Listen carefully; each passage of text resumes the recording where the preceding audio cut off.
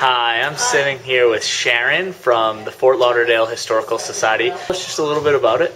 Well, first let me say that you fascinated me because you're walking along with more equipment on your back than any human should carry, and you happen to be interested in all the signage on a historical street. Thank you very much. And these are some of the kindest, most generous people I've met on my trip so far. Well, the Historical Society is made up of a little group of volunteers that love the history of Fort Lauderdale. We're fascinated by it. We try to learn as much as we can about it. We have 3 house museums in Fort Lauderdale.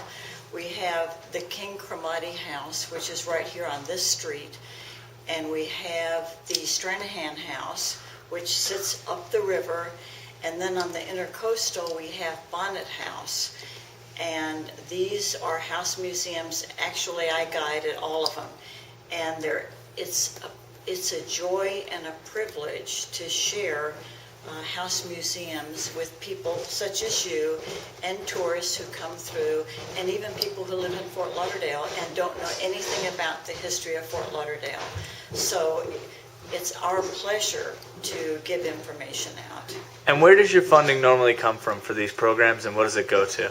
So we get funds from grants and from volunteers that have deep pockets, and from friends of the Historical Society that have deep pockets. Well, perfect. I hope we can make a few more friends of the Historical Society for Fort Lauderdale today. And this is Greg Teich from 30cities30days.com. Help the Fort Lauderdale Historical Society out. They've been good to me. Be good to them.